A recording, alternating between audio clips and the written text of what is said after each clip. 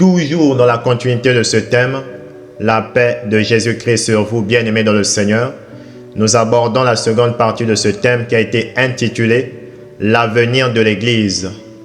Nous avons vu dans la première partie de ce thème combien Satan priorise les enfants. Les enjeux sont grands concernant les enfants. Bien-aimés, je vous l'ai dit dans la première partie de ce thème, il n'y a pas de future société sans les enfants. Je répète, il n'y a pas de future société sans les enfants. Vous comprenez? Parce que les enfants sont l'avenir. Et je vous ai dit tantôt, à la fin de la seconde partie de ce thème concernant l'avenir de l'Église, je voulais vous partager une expérience à la fin de la première partie de ce thème, mais faute de temps. Et donc, à présent, bien-aimés, par la grâce de notre Seigneur Jésus-Christ de Nazareth, le moment nous a encore été accordé. Et donc, je suis sur le point, par la grâce de notre Seigneur Jésus-Christ, de vous partager ce thème. Encore aujourd'hui, je vous partage encore ce thème sur l'avenir de l'Église. Je vous partage cette expérience-là. Je mets à présent cette expérience en lumière concernant l'un des objectifs de la franc-maçonnerie. La franc-maçonnerie a plusieurs objectifs, mais ici, nous allons nous accentuer sur l'objectif concernant les enfants. Je me souviens, bien-aimé, de cette expérience. Oui, bien-aimé, ce jour-là, le Saint-Esprit m'avait ouvert la vue spirituelle.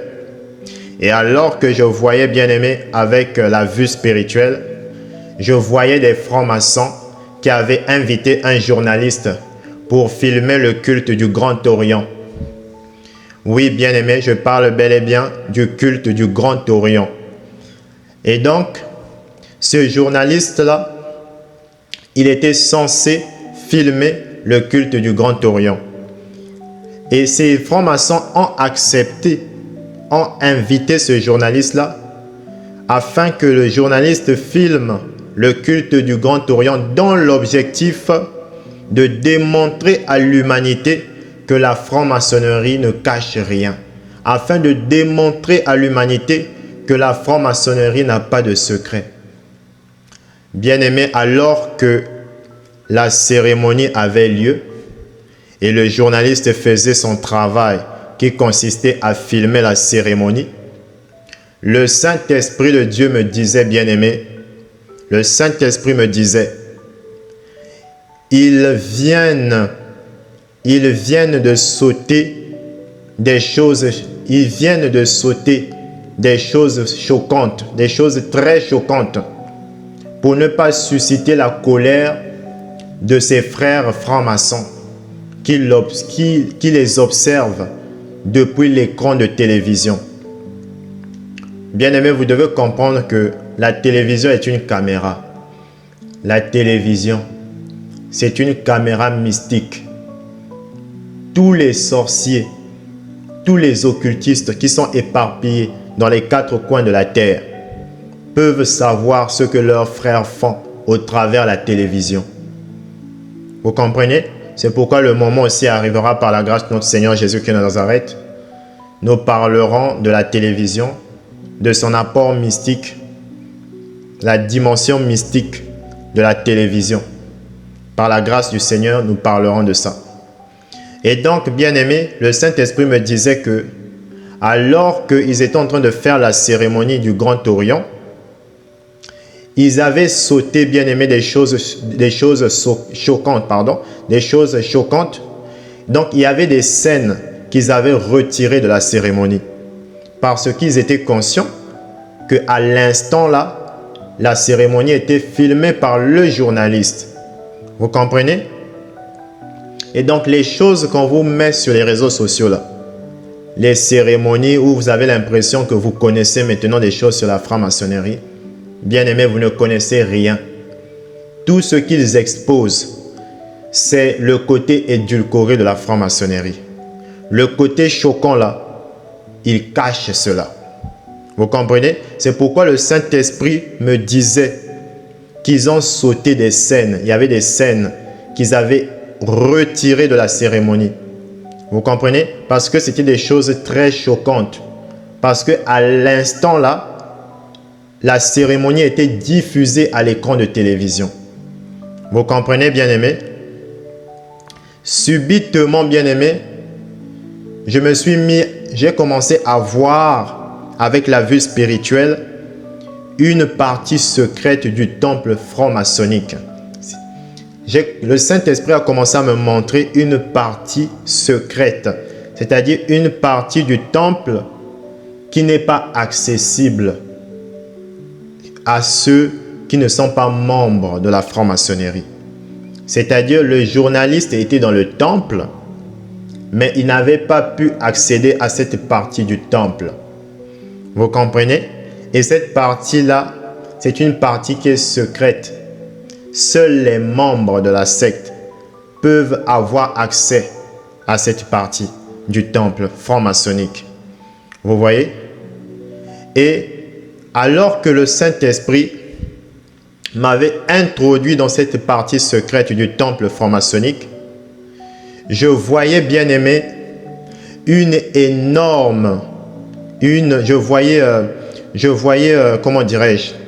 voyais des statues qui étaient énormes, gigantesques.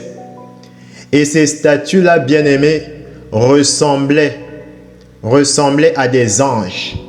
C'était des représentations des anges déchus. Vous comprenez? Et subitement, j'ai commencé à voir aussi une grosse boule. J'ai commencé à voir un objet qui avait une forme sphérique. Ça avait l'aspect de la Terre. Vous comprenez? Ça avait l'aspect du globe terrestre. Cette boule-là avait l'aspect du globe terrestre. Et donc, je voyais cette sphère-là. Et cette sphère-là, le Saint-Esprit me disait que ça représente le monde dans lequel nous vivons, la terre. Je voyais aussi, bien-aimé dans le Seigneur, je voyais aussi la statue d'un enfant. Je voyais aussi la statue d'un enfant qui était enfermé dans une prison en forme de boîte. Et quand j'ai vu la statue de l'enfant qui était enfermé dans une prison en forme de boîte, le Saint-Esprit m'a fait savoir, ce que tu vois, c'est l'un des objectifs de la franc-maçonnerie. Le Saint-Esprit me disait, lorsque un enfant vient au monde, les francs-maçons, bien-aimés, écoutez-moi très bien, lorsque un enfant vient au monde, les francs-maçons vont regarder si cet enfant-là a en lui des éléments qui vont paralyser leur projet de la gouvernance mondiale. Parce que les enfants ne viennent pas vides. Ils viennent avec des éléments qui peuvent nuire à leurs objectifs de gouvernance mondiale. C'est ça la réalité, bien-aimés. Et donc, lorsqu'ils constatent qu'il y a une créature ou un enfant, un être qui est venu au monde avec des éléments qui vont nuire à leur gouvernance mondiale, à ce stade-là, bien-aimés dans le Seigneur, ils vont mettre en place des mécanismes pour éteindre cet enfant, pour éliminer cet enfant, ou pour retirer tous les éléments que porte cet enfant. C'est pourquoi vous devez faire très attention, bien-aimés dans le Seigneur. Je pèse ce que je dis, bien-aimés. C'est la réalité, c'est ce que le Saint-Esprit m'avait dit. Bien-aimés, un franc-maçon peut être de l'autre bout du monde et vous êtes en Afrique. Ce franc-maçon-là, qui est de l'autre bout du monde, c'est ce que vous portez. Bien-aimés, je veux vous partager quelque chose, une petite parenthèse. Lorsque j'étais sur le point de sortir de mon pays natal,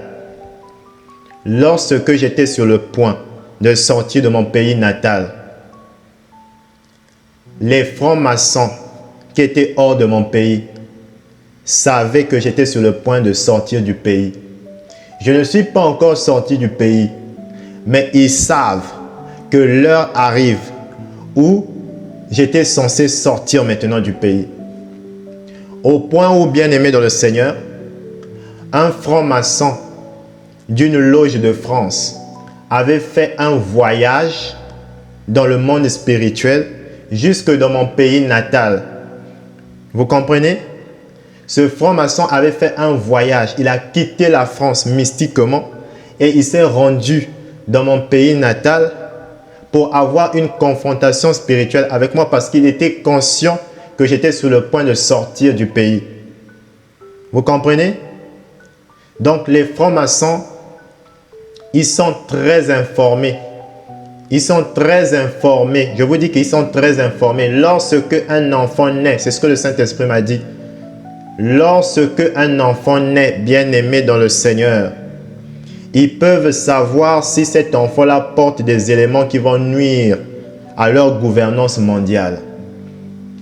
Et donc, les enfants sont une cible de choix pour les francs-maçons. Vous comprenez? C'est pourquoi dans ces sphères-là, dans ces sphères comme la franc-maçonnerie, on demande le sacrifice humain. Ces gens-là sacrifient les bébés. Ces gens-là sacrifient les enfants. C'est ça la réalité. Ce qu'on vous vend sur les réseaux sociaux, c'est le côté édulcoré de la franc-maçonnerie. Vous comprenez? C'est le côté sucré, le côté social, le côté humaniste de la franc-maçonnerie. Vous comprenez?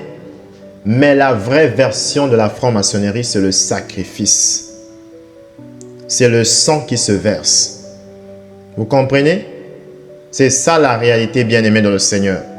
Et donc, bien-aimés dans le Seigneur, comprenez que ces gens-là sacrifient les bébés. Comprenez, bien-aimés dans le Seigneur, que parmi les objectifs de la franc-maçonnerie, c'est d'éteindre les enfants, c'est de maintenir les enfants dans la captivité, c'est de les introduire dans les prisons sataniques. C'est ça la réalité, bien-aimés dans le Seigneur. C'est ça la franc-maçonnerie. Vous comprenez? Ce n'est pas autre chose, la franc-maçonnerie. Je me souviens, bien aimé, que dans cette expérience, le Saint-Esprit me disait, Ésaïe chapitre 28, le verset 20. Et à la fin de l'expérience, j'ai pris ma Bible et j'ai ouvert à la page d'Ésaïe chapitre 28, le verset 20. La Bible déclare dans Ésaïe chapitre 28, le verset 20, « Le lit sera trop court pour s'y étendre et la couverture trop étroite pour s'en envelopper. Le lit sera trop court pour s'y étendre. » Bien-aimés dans le Seigneur, combien sont ceux qui ont cette capacité à pouvoir se réveiller, même d'un sommeil profond? Combien sont ces gens-là qui veillent la nuit pour intercéder pour leurs enfants? Combien sont ces gens? Le lit n'est pas court pour eux. Ils ne s'inquiètent de rien. Des parents qui ne s'inquiètent de rien. La nuit, ça ronfle, comme ce n'est pas permis. Ça cherche la couverture. La couverture n'est pas trop étroite. Elle est même large. Ils s'en enveloppent comme ils veulent. Impuissants pour se réveiller, pour prier pour les enfants, pour intercéder pour leurs enfants. Alors que c'est la nuit que les choses se passent. Bien-aimés dans le Seigneur, nous sommes dans une réalité terrible. Nous sommes dans une réalité terrible.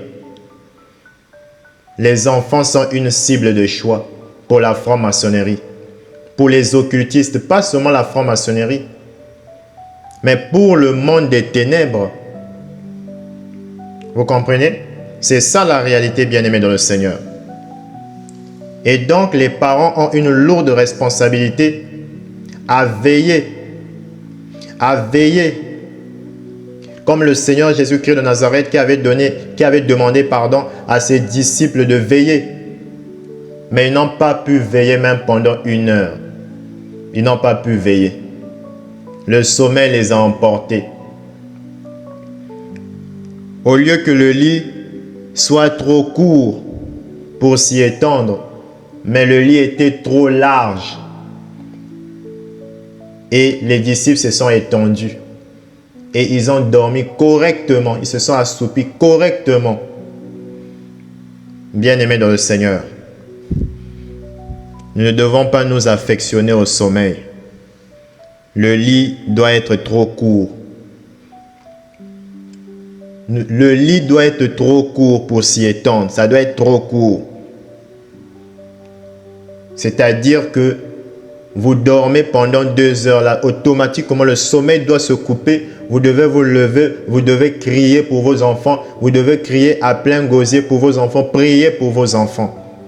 Telle est l'une des responsabilités des parents. Être parent, ce n'est pas seulement acheter ses enfants les choses matérielles, mais c'est aussi veiller sur eux sur le plan spirituel. Voilà l'expérience, bien-aimée. Je vous partage une seconde expérience. Dans la seconde expérience, bien-aimée dans le Seigneur, alors que j'étais dans l'invisible,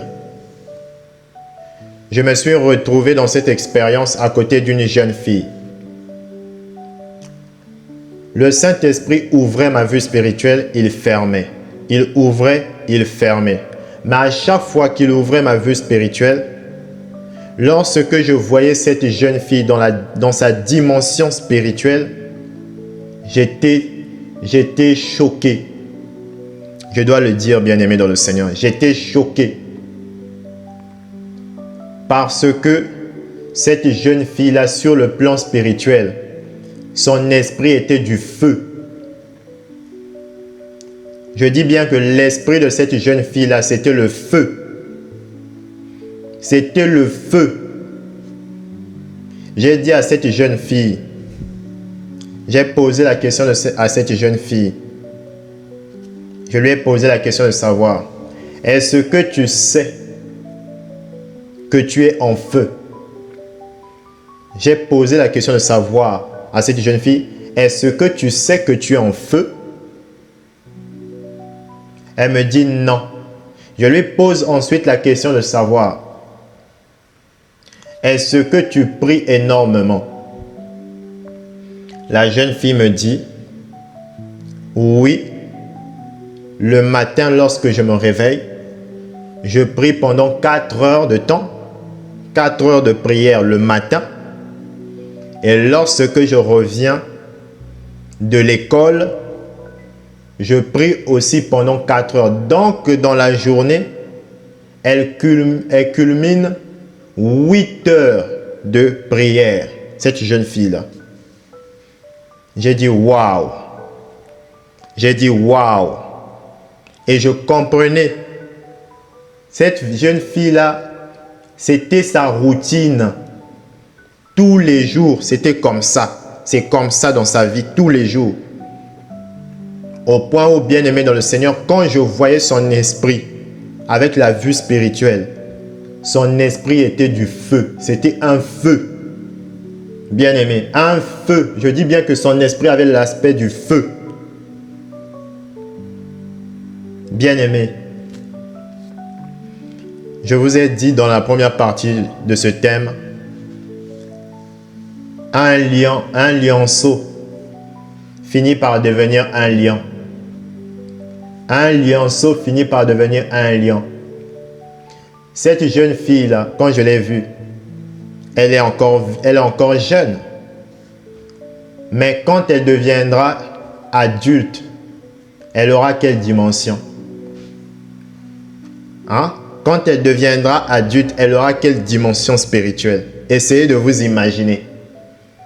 Combien elle va représenter une grande menace pour les objectifs de Satan. Combien lorsque elle va prier, le ciel va se déchirer. C'est pourquoi, bien-aimés, les enfants sont la cible prioritaire du monde des ténèbres. L'objectif du monde des ténèbres, c'est d'éteindre les enfants. C'est d'éteindre tous les enfants. Tous les enfants qui ont le dépôt spirituel. Ils sont une cible de choix pour le monde des ténèbres. Il y a toute une organisation ténébreuse qui met en place des stratégies pour abattre ces enfants, pour les tuer spirituellement. Bien plus même, les tuer physiquement. Mais je vous ai fait savoir que c'est impossible de tuer un élu de Dieu. C'est impossible. Je vous partage, bien-aimé, encore une autre expérience. Le Saint-Esprit, bien-aimé, ce jour-là m'avait introduit à nouveau dans le monde des ténèbres. Et alors que j'étais dans cette dimension du monde des ténèbres, les ténèbres étaient tellement denses, bien-aimés, qu'il était très difficile pour moi d'observer tout ce qui était autour de moi. Et donc, je me laissais guider par le Saint-Esprit. Au fait, le Saint-Esprit était mes yeux dans cette dimension-là. Puisque avec mes propres yeux, c'était difficile de faire face à ces ténèbres et donc d'avancer dans ces ténèbres. Donc le Saint-Esprit était mon guide. Il me faisait avancer et alors que j'avançais, je remarquais qu'il y avait des enfants. Bien qu'il était difficile que je puisse voir, mais j'arrivais à percevoir qu'il y avait beaucoup d'enfants. Beaucoup d'enfants bien-aimés dans le Seigneur. Ces enfants-là étaient prisonniers dans cette dimension du monde des ténèbres. Ils étaient nombreux. Ils étaient très nombreux. Je pouvais apercevoir leur tête. Je pouvais apercevoir leur forme. Même si je ne pouvais pas totalement les voir à cause de la densité de ces ténèbres, mais je pouvais quand même apercevoir. Et subitement, bien-aimé, comme je ne pouvais pas correctement voir par moi-même, j'avançais par le Saint-Esprit. Et alors que le Saint-Esprit me faisait avancer, le Saint-Esprit m'a arrêté et il m'a animé. Et dans cette animation-là, j'ai soulevé, j'ai pris entre mes bras un petit garçon parmi tous ces enfants-là qui étaient prisonniers de cette dimension du monde des ténèbres. En soulevant ce petit garçon, j'ai continué la marche par le Saint-Esprit. Le Saint-Esprit a continué à me faire avancer. On avançait, on avançait, on avançait, on avançait. Plus on avançait, je remarquais qu'on se rapprochait d'un portail de lumière. Et quand on se rapprochait du portail de lumière, c'est là où je pouvais bien voir l'apparence du petit garçon que j'avais soulevé entre mes bras. Et ce petit garçon me regardait. Il se posait la question de savoir, mais qui suis-je? Il se posait la question de savoir, mais pourquoi parmi tous ces petits garçons, c'est lui qui avait été pris, c'est lui qui avait été choisi? Il se posait cette question, il était dans l'étonnement. Ce petit garçon n'avait connu jusque-là que les ténèbres. Que les ténèbres. Je n'imagine pas, il a passé combien de temps dans cette dimension du monde des ténèbres. Je n'imagine pas, bien-aimé. Et donc, le petit garçon me regardait seulement. Il me regardait et moi, je ne faisais qu'avancer. Et quand on est arrivé devant le portail de lumière, j'ai traversé le portail de lumière. Quand j'ai traversé le portail de lumière, le Saint-Esprit a récupéré ce petit garçon. Et je savais que ma mission s'arrête par là. Et le Seigneur m'a ramené dans le monde physique. Et lui, il a gardé le petit garçon. Bien-aimé dans le Seigneur, vous ne pouvez pas vous imaginer. Vous ne pouvez pas vous imaginer combien les enfants sont dans une grande captivité dans le monde des ténèbres. Et les parents n'y prennent pas garde. Mais ces mêmes enfants qui sont dans le monde des ténèbres là, ils ont une vie normale sur la terre. Ça va à l'école. Ça dit, maman, j'ai faim. Maman, je veux que tu m'achètes ceci. Maman, papa. Mais vous ignorez, vous ne prenez pas garde que vos enfants sont en captivité dans le monde des ténèbres. Vous ne prenez pas garde à ça. Vous ne posez jamais la question au Seigneur. Est-ce que mon fils est libre? Est-ce que mon fils est en captivité? Vous n'avez pas le temps pour ça. Mais vous priez quand même pour la santé de l'enfant. Mais l'enfant peut être en bonne santé, mais c'est un esclave dans le monde des ténèbres. Un esclave. C'est-à-dire qu'il y a quelque chose que les chrétiens ne comprennent pas. Satan n'est pas bête. Bien-aimé, Satan n'est pas bête. S'il y a une stratégie que Satan utilise très bien, que la vie des gens soit normale et que les gens ne s'aperçoivent de rien. Ce qu'il y a de normal là, c'est ça qui est aveugle. Parce que tout est normal. Et donc personne ne va prendre garde.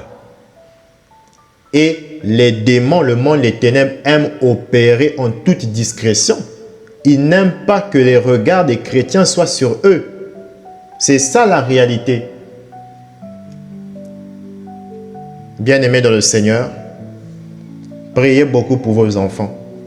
Faites des déclarations dans la vie de vos enfants. Prononcez des paroles déclarez des paroles dans la vie de vos enfants. Des paroles de délivrance. C'est important. Menez ce combat-là, bien-aimés. C'est vous qui êtes les parents. Et c'est à vous que ce devoir a été assigné, parce que c'est à vous que Jésus-Christ de Nazareth va demander des comptes. C'est vous qui êtes parents. Bien-aimés, je me souviens d'une autre expérience. Je vais vous partager cette expérience. Et donc, dans cette expérience, bien-aimés, je voyais un fils de Dieu. C'était un bébé. Et cet enfant-là, bien-aimé, sa mère était une sorcière. Mais cet enfant, donc l'enfant de cette sorcière-là, c'était un élu de Dieu. Je dis bien que l'enfant de cette sorcière-là, c'était un élu de Dieu. Vous allez peut-être vous dire, mais comment ça c'était un élu de Dieu? Dieu introduit ses enfants là où il veut. Parce qu'il y a beaucoup de gens qui pensent que tous les enfants des sorciers ou des sorcières, ils pensent que tous ces enfants-là sont des démons en chair. C'est l'expression c'est la tendance de ce moment. Les démons en chair, on fait comme ça, démons en chair. On va là-bas, démons en chair. Je dis bien qu'il y a des sorciers, des sorcières qui ont pour enfants des élus. Vous comprenez? Qui ont pour enfants des élus. Et l'enfant de cette sorcière-là, c'était un élu de Dieu. J'ai dit au Seigneur, mais Seigneur Dieu Tout-Puissant, mais cet enfant-là, c'est un élu. Et que voici, on veut l'initier à la sorcellerie. Qu'est-ce que cette femme faisait? Cette femme, j'ai vu cette femme-là, comment dirais-je? Elle faisait partie d'un groupe des gens qui exercent la sorcellerie. Et donc, j'ai vu cette femme-là aller dans le monde mystique avec son enfant, avec l'élu, l'enfant élu, donc un fils de Dieu. Donc, cette sorcière-là est allée avec ce groupe de sorciers, de sorcières, et ils ont retiré leurs vêtements, ils sont allés nus. Parce que dans la sorcellerie, la nudité, c'est un culte. Le culte de la nudité. On parlera de ça par la grâce du Seigneur. La nudité, c'est un culte. Donc, ils sont allés dans le monde des ténèbres pour adorer Satan nu. Et ils avaient caché leurs vêtements. Vous comprenez? Et moi, j'ai dit au Saint-Esprit, j'ai dit, Seigneur, mais cet enfant-là, c'est un élu. Le Seigneur me disait, regarde. Regarde. Le Saint-Esprit, vous savez, il ne parle pas n'importe comment. Quand il te montre les choses là, tout ce qu'il te montre là, ça parle. Donc le Seigneur me disait, regarde. Et je continue à regarder. Et le Seigneur me faisait savoir qu'il permet à cette femme d'initier cet enfant-là dans la sorcellerie, afin que le jour qu'il a fixé, qu'il puisse faire sortir cet enfant-là de la sorcellerie. Et cet enfant-là sera un témoin vivant de Jésus-Christ de Nazareth. Le témoignage de Jésus-Christ va se manifester dans sa vie. Et il servira le Seigneur. C'est ce que le Seigneur m'avait révélé sur cet enfant. Bien-aimé dans le Seigneur, alors que le monde des ténèbres s'organise de plus en plus pour détruire les enfants de Dieu, le Seigneur Dieu Tout-Puissant travaille aussi pour préparer des enfants à devenir des grands guerriers, à devenir des gens redoutables, des guerriers redoutables dans le combat spirituel. Et donc, je vais vous partager une expérience parce que il ne faut pas que vous puissiez penser que la situation est seulement négative. Il y a aussi du positif parce que le Seigneur travaille aussi à transformer la vie des enfants, à les faire croître parce que les anciens vont partir. Et ce sont ces enfants-là qui vont entrer dans la continuité du travail du Seigneur. Et donc le Seigneur est en train de préparer une armée. Je dis bien en cette génération, le Dieu Tout-Puissant, Jésus-Christ de Nazareth, est en train de préparer une grande armée. J'ai vu ça de mes propres yeux. Vous comprenez? Le problème avec les chrétiens ne comprennent pas que Dieu travaille dans le secret. Il travaille dans le secret. Vous comprenez? Dieu n'expose pas ses affaires comme ça. Non. S'il veut l'exposer, il le donne à quelqu'un afin que la personne expose. Vous comprenez? Mais sinon, le Seigneur travaille dans le secret. Il n'est pas comme le diable. Le diable, lui, ça expose à gauche et à droite. C'est pourquoi vous voyez les choses sur les réseaux sociaux. Tout ce que ces satanistes, ces occultistes font, etc., etc. Ils exposent. Vous comprenez? Ils exposent leur adoration au diable. Ils exposent tout. Leurs projets, leurs objectifs, tout. Ils exposent. Vous comprenez? Ils exposent. C'est parce que il manque seulement du discernement aujourd'hui à l'homme pour constater que ces gens-là, ils exposent. Ils exposent le monde qu'ils veulent. Ils veulent un monde antichrist. Ils veulent un monde où le nom de Jésus-Christ de Nazareth sera effacé. Ils font la propagande de ces choses-là sur Internet. Ils font la propagande de ces choses-là sur les réseaux sociaux. À l'écran. Oui, bien-aimé, il manque seulement du discernement aux gens pour comprendre. C'est ça l'objectif qu'ils veulent atteindre. Bien-aimé dans le Seigneur, comme vous le savez très bien, nous sommes dans une grande guerre. Je vous dis une grande guerre. Une guerre qui va au-delà de toute imagination. Une guerre qui est plus que la Première Guerre mondiale, qui est plus que la Deuxième Guerre mondiale et qui sera plus que la Troisième Guerre mondiale. Oui, il y aura bel et bien une Troisième Guerre mondiale. Par la grâce du Seigneur Jésus-Christ de Nazareth, le témoignage sera partagé. Bien-aimés dans le Seigneur, et donc dans cette guerre, le Seigneur Jésus-Christ de Nazareth, il est en train de préparer. Il est en train de préparer son armée. Ce sont des enfants que j'ai vus. Dans cette expérience-là, bien-aimé dans le Seigneur, je me voyais à une place terrible. C'était un tribunal.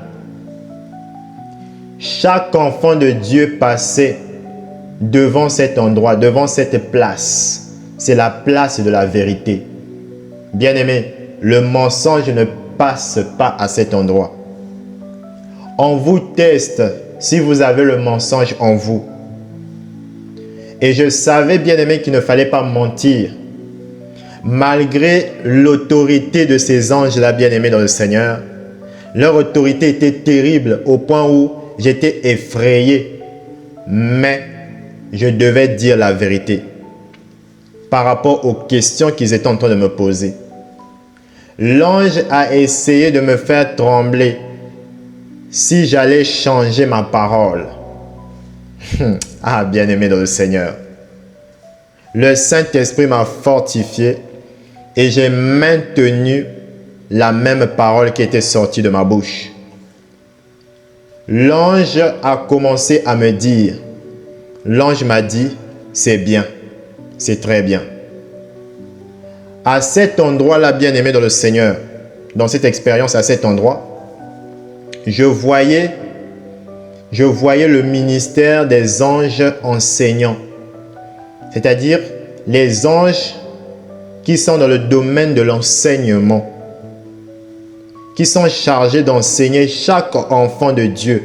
Chaque enfant de Dieu, les élus de Dieu, chaque enfant de Dieu a un ange à côté pour l'enseigner, pour l'instruire. Ils ont ce mystère-là, ils ont ce ministère-là, ce ministère de l'enseignement. Ils en ont.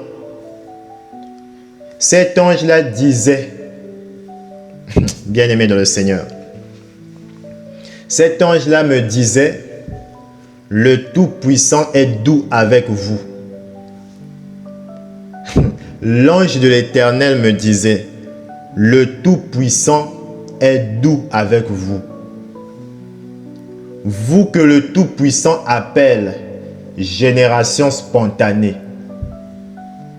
L'ange de l'Éternel me disait, le Tout-Puissant, il est doux avec vous. Vous que le Tout-Puissant appelle génération spontanée. C'est-à-dire, c'est une génération que Dieu, c'est-à-dire une génération de fils. Il ne s'agit pas de toute une génération, il ne s'agit pas il ne s'agit pas de tous les humains, non. Parce que sur cette terre, il y a deux semences qu'on ne se mente pas. C'est mentionné dans les Saintes Écritures. Il y a le blé et il y a l'ivraie. Tous les humains ne font pas partie de la famille du Seigneur. Cette génération spontanée, il s'agit des élus, il s'agit des fils de Dieu. Vous comprenez? Et cette génération-là, cette génération spontanée, c'est une génération que Dieu s'est choisie rapidement. Et c'est pourquoi ces enfants-là, je vous dis, ils sont jeunes, mais ils sont déjà prêts pour le combat. Ils sont déjà prêts pour cette guerre. Ils sont jeunes, mais ils sont déjà prêts pour cette guerre. Souvenez-vous de la prophétie de Joël, du prophète Joël, lorsqu'il disait, vos jeunes gens prophétiseront. Vos jeunes gens, les jeunes gens, le Seigneur va les introduire dans le travail sacré. C'est ça la réalité, bien-aimée dans le Seigneur. Donc oui, Satan travaille pour détruire les enfants, mais le Seigneur aussi travaille de façon à les préparer. Vous comprenez? C'est ça la réalité, bien-aimée. C'est ça la réalité. Bien-aimé, j'ai vu dans cette expérience-là, bien-aimé, j'ai vu une classe d'anges. Cette classe d'anges, on les appelle les Houssiens. Au ciel, on les appelle les Houssiens. Ce sont des anges qui ont un ministère dans le journalisme. C'est-à-dire, ce sont des anges qui ont des informations, qui ont toutes les informations sur nous. Ces anges-là, les Houssiens, on les appelle les Houssiens. Bien-aimés dans le Seigneur. Donc, il n'y a pas quelque chose que nous puissions faire sur cette terre-là, bien-aimés. Ou il n'y a pas quelque chose qui puisse se passer dans les églises que cette classe d'anges-là ne sache pas.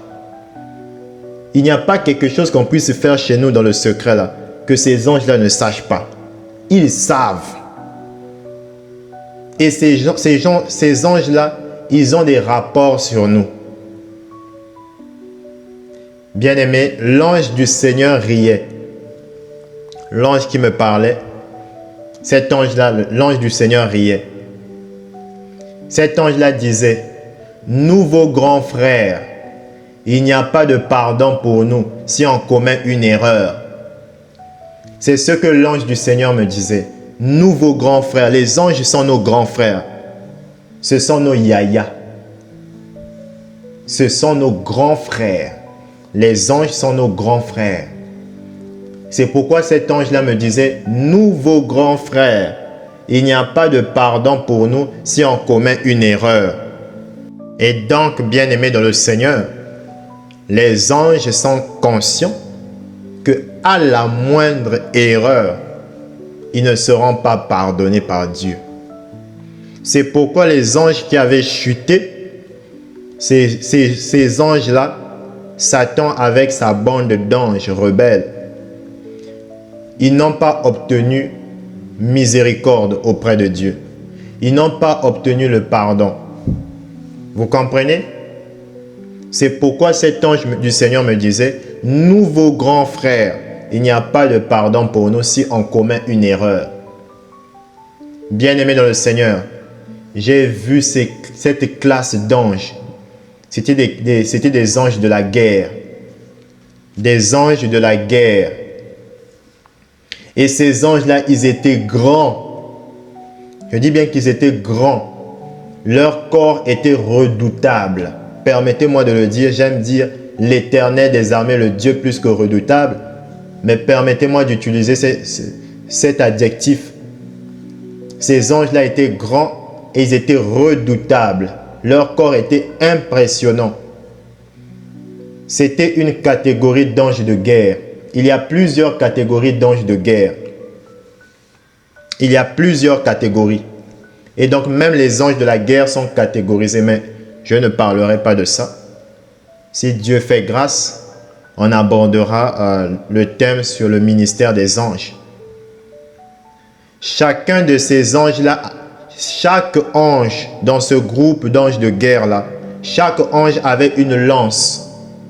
Des lances terribles. Des lances terribles. Et subitement, j'ai commencé à voir cette fameuse génération des enfants de Dieu. La génération spontanée. C'est comme ça que le Seigneur appelle cette génération de ses enfants. La génération spontanée. Une génération d'enfants qui s'est choisi rapidement. Rapidement. Il a fait un choix rapide. Et Dieu, quand il fait même un choix rapide, il ne se trompe jamais. Parce que c'est le Tout-Puissant. La sagesse est son vêtement. L'intelligence est son vêtement. Il ne peut pas se tromper. Donc, je voyais, bien aimé, cette génération des enfants de Dieu. Bien aimés, ils étaient nombreux.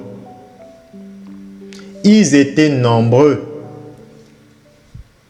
Ils étaient nombreux. C'était une génération des jeunes gens, des jeunes enfants. Des enfants, ils étaient jeunes. Ces enfants-là, ils étaient les choisis du Seigneur. Je dis bien que ces enfants-là, ils étaient les choisis du Seigneur. Subitement, je me suis vu dans les rangs avec une lance à la main. Je me suis vu dans les rangs avec une lance à la main et je me suis vu parmi ces enfants-là. Et ces enfants-là aussi étaient dans les rangs. Eux aussi, ils avaient des armes. Puis, j'ai subitement quitté les rangs pour entrer plus profondément dans le mystère du Seigneur. Un ange redoutable qui avait une lance. Il s'est mis devant moi pour me barrer le chemin. Et j'ai eu peur. J'ai eu peur de lui. il dégageait quelque chose de terrible. Il dégageait une autorité là, bien-aimé. Ah Seigneur, au point où j'ai ressenti une peur là, une peur qui m'a saisi. Mais sa voix était d'une douceur incroyable. Sa voix, elle était tellement rassurante, au point où la peur qui voulait me saisir, la peur s'est enfuie, la peur s'est retirée de moi. Parce que sa voix était d'une douceur extrême. Vous comprenez? Et je savais que la manifestation de cette voix-là au travers de cet ange, je savais que c'était le Saint-Esprit. Je savais que c'était le Saint-Esprit. Et cet ange-là m'a fait savoir que je dois rester dans les rangs. Dans les rangs avec cette fameuse génération spontanée, cette fameuse génération des enfants de Dieu. Je devais rester dans les rangs là-bas. Je ne devais pas sortir des rangs. Je n'avais pas la permission d'aller au-delà de cet endroit mystérieux et de chercher à voir au-delà de cet endroit, parce qu'il y avait une limite. Il y avait une limite. Et donc, c'est pourquoi l'ange de l'Éternel ne m'avait pas permis de dépasser cette limite-là. Et donc, bien-aimés, sachez encore que le Seigneur Dieu Tout-Puissant est en train de préparer une grande armée. Une grande armée. Je dis bien une grande armée. Ces enfants-là, ils sont tellement nombreux que je ne pouvais pas les compter. Je ne pouvais pas les compter. J'ai seulement vu. Mais ils étaient nombreux. Je ne pouvais pas les compter. Et ce sont des anges de guerre qui protègent ces enfants-là. Ces anges-là sont redoutables. Je dis bien, ils sont redoutables. Vous vous amusez avec ces enfants-là. Vous aurez affaire à ces anges-là. Vous vous amusez avec ces enfants-là que le Seigneur est en train de préparer. Vous aurez affaire à ces anges de guerre. Je vous dis que ces anges-là ne blaguent pas. Ce que j'ai vu, ils ne blaguent pas. Ces anges-là ne blaguent pas. Ah Jésus. En tout cas, bonne chance pour les satanistes. Bonne chance pour les occultistes. Bonne chance à vous. Bien-aimé dans le Seigneur, je me souviens encore d'une autre expérience. Je voyais dans cette expérience-là, je me suis retrouvé. J'ai commencé d'abord à voir quelque chose. J'ai commencé à voir des enfants qui se déplaçaient dans le monde spirituel. Jusqu'à ce que ces enfants-là se sont retrouvés dans un train spirituel. Et dans ce train spirituel, je me suis retrouvé dans ce train spirituel. Il y avait des enfants d'environ 4 ans, 5 ans, 6 ans. En tout cas, c'était des enfants. Mais j'ai remarqué dans ce train-là, était dirigé. C'est-à-dire que le conducteur de ce train, c'était le Saint-Esprit de Dieu. Il y avait un feu terrible. Il y avait une chaleur terrible, une présence terrible. La présence du Saint-Esprit dans ce train-là. Et les enfants étaient joviales. Ils étaient joyeux. Ils étaient contents. Jusqu'à ce qu'on a atteint un endroit. C'était la destination. Au fait, le Saint-Esprit avait déplacé ses enfants. Le Saint-Esprit connaît ses enfants. De la manière que les parents mettent en sécurité les enfants, le Saint-Esprit fait la même chose dans le surnaturel. Il fait la même chose dans le surnaturel. Il déplace ses enfants. De la manière que les gens se déplacent dans le physique, le Saint-Esprit déplace ses enfants dans le surnaturel. Lorsqu'il y a danger, lorsqu'il y a des choses qui doivent se produire dans l'invisible, il déplace ses enfants et il met ses enfants en sécurité. Il regroupe ses enfants dans le monde spirituel. Il les regroupe. Et c'est ce que j'ai vu dans l'invisible, bien-aimé dans le Seigneur. J'ai vu à la fin de l'expérience des anges. J'ai vu des anges qui ont pris ce groupe d'enfants-là et ils les ont fait entrer dans des véhicules spirituels. Et ces anges-là sont partis avec ces enfants-là. Je ne sais pas où, mais quelque part. Je ne sais pas où, mais quelque part. C'est ça la réalité. C'est ça la réalité, bien-aimé. C'est ça la réalité. C'est pourquoi pour des parents qui ne sont pas attentifs à la vie spirituelle de leurs enfants, ils ne peuvent pas savoir ce qui se passe dans la vie de leurs enfants. Ils ne peuvent pas. Ils ne peuvent pas. Il y a des enfants qui sont très petits, mais qui vivent des expériences terribles. Terribles. Vous comprenez? Ça les dépasse tellement qu'ils sont impuissants pour vous expliquer ça. Et de toutes les façons, si vous expliquez ces choses, si le parent n'a pas la maturité spirituelle, qu'est-ce qu'il va bien comprendre de cela? Et même parfois, c'est le Seigneur qui fait à ce que ces enfants-là puissent se taire, qui ne disent rien. Tellement les parents n'ont pas la maturité, ils ne pourront pas accompagner les enfants. Le Saint-Esprit lui-même, il est le Père, la mère dans l'invisible. Il se charge de tout concernant les enfants. Mais n'oubliez pas, parents, que dans le physique, vous avez cette responsabilité d'intercéder pour vos enfants. Vous avez la responsabilité de prier pour leur croissance. Vous avez la responsabilité de les encadrer dans la prière. Parce que Jésus-Christ va vous demander des comptes. À quoi donc a servi votre rôle de père, votre rôle de mère, si vous n'avez pas su accompagner cet enfant-là spirituellement? C'est pourquoi Jésus-Christ de Nazareth demandera beaucoup de comptes aux parents. Tous ces enfants-là qui sont détruits, tous ces enfants-là qui s'écartent, Jésus demandera des comptes à ces parents-là. C'est ça la réalité. C'est ce que vous êtes en train d'oublier. Vous avez une charge. Et je vous ai dit dans la première partie de l'expérience, dans la première partie du thème concernant l'avenir de l'Église, je vous ai dit que la charge qui vous est assignée, c'est une charge qui est pesante.